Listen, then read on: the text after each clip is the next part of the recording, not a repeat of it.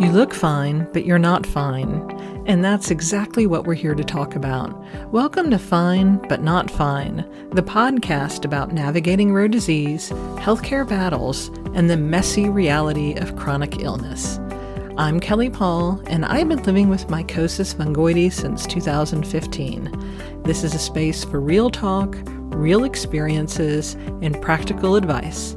Because surviving is one thing, but figuring out how to actually live, that's the hard part.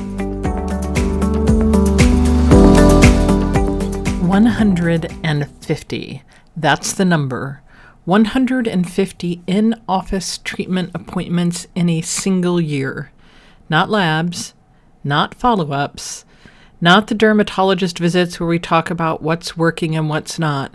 150 times I drive to a medical facility, undress, stand in a light box, get dressed, and drive on to work. Let that sit for a second. Because I think when most people hear I'm in treatment, they picture something.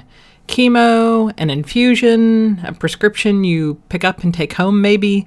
They don't necessarily picture a year where 3 days a week your calendar has a medical appointment that you cannot reschedule, cannot do remotely, and cannot reasonably skip without losing ground. This is that episode. So here's the thing. I've talked before about the treatments that were working well for me. But as you well know, the body is complicated, and when you're managing a disease like mycosis fungoides, sometimes the thing that's treating the cancer creates a problem somewhere else. In my case, we had a liver response to one of my effective medications, and that's Pegasus interferon, and that meant stopping it. That meant a gap in treatment because I needed to see a liver specialist and wait to figure out the next steps. But while I was in that waiting period, my skin didn't just pause. The mycosis fungoides didn't pause. So to fill that gap, to keep things as managed as possible while we sorted out the liver situation, my care team sent me back to in-office narrowband UVB treatments, NBUVB, 3 times a week. Now here's where it gets interesting for those of you who don't know how this works. I do have home equipment for this. I have a home light box, and home equipment is genuinely great for maintenance, for keeping things stable once you've gotten somewhere good, or, maybe dealing with, a sort of flare real quickly and treating that.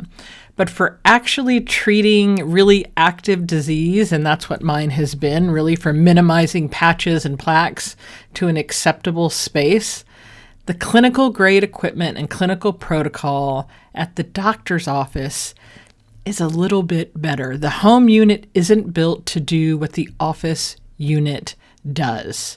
So fine, okay, back to the office. Now here's the part that doesn't show up in the treatment plan. There is no NBUVB light box at a dermatologist in the city in which I live. And there isn't one in the city where I work that's close enough to my work either. And those are 2 different cities, which matters here. My regular dermatologist, the one whom I see for everything but my MF now, he diagnosed my MF, is in Greensboro. And that's where the equipment is. That's where I go. So on treatment days, 3 days a week, my commute is not my normal 70-mile round trip. It's 95 every treatment day for a year. And it's not a complaint. Well, maybe it is a little bit of a complaint, but it's math, right?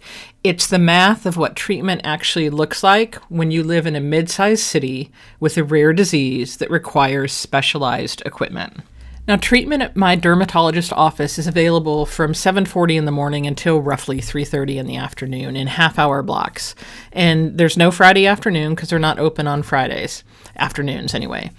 And here's a detail that kind of captures the whole thing. There's only one time slot before 8 a.m. One. So if you have 2 people who have a need and they have a job that requires them to be at a place at a certain time, that can be a little bit complex. Now, I take the 8:10 slot. I can schedule that 2 weeks in advance, and then I have to schedule it again. And I have a boss, I need to say this, and I want to be absolutely clear, is incredibly flexible. And that flexibility is not something I take for granted, and it is not something everyone has. I am completely aware of how much that matters.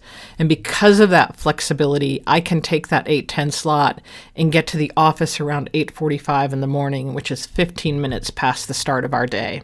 And I know most people do not have that option, and I really want you to hear that. I want you to sit with that for a minute.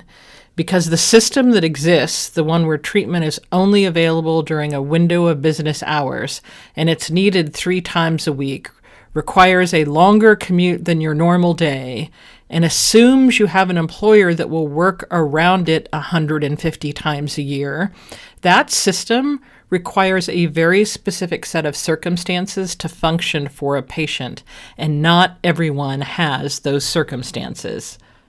You want to know how long the actual treatment takes? Right now, about 1 minute and 20 seconds. You heard that. 1 minute, 20 seconds. I spend more time getting undressed and redressed than I spend in the light. And that's the reality of, phototherapy. The time in the box is calibrated precisely. It increases gradually over time as your skin responds. And at this point in my protocol, and with my fair skin, that's where I am. 80 seconds.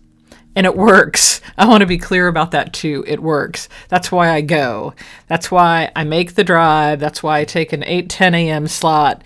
That's why I add the extra miles to my day, because it works. And managing this disease requires doing the things that work, even when they're inconvenient, even when they're expensive, even when they eat into your morning 3 days a week. So what does 150 appointments actually cost? There's the obvious stuff, right? Time. Gas, the 95-mile drive versus a 70-mile drive, times 150. But there's also really the less obvious stuff, right? Client availability. My work involves meeting with people, and 3 mornings a week, the window before I can be somewhere is narrower than it would be otherwise. And that's a real thing. That affects real decisions about scheduling, about relationships, and about how I show up professionally. And then there's the question I keep coming back to, and it's the one I don't have a clean answer to. Whose job lets them do this? Seriously, think about that.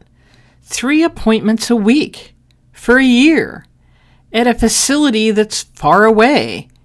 And you have to drive there and drive back if you can't get that first appointment of the day, because the last appointment of the day is not at the end of the day for most people with a 9-to-5 job, right? What job accommodates that without consequence? And what job can? I mean, I got incredibly lucky. I have a flexible employer, a job that can absorb some shifting and a schedule that bends. But I think about all these people who don't have that. The people in hourly jobs or an inflexible office, or those without a car, or someone who lives somewhere where the nearest light isn't, 25 miles away, it's 150 miles away. What does treatment look like for them? Does it even happen? I mean, that's the access problem hiding inside the medical problem, and we need to name this loudly. 150 appointments, 1 year. A minute 20 plus each time, plus the commute, plus the scheduling, plus the mental overload of building your life around a medical calendar that does not pause.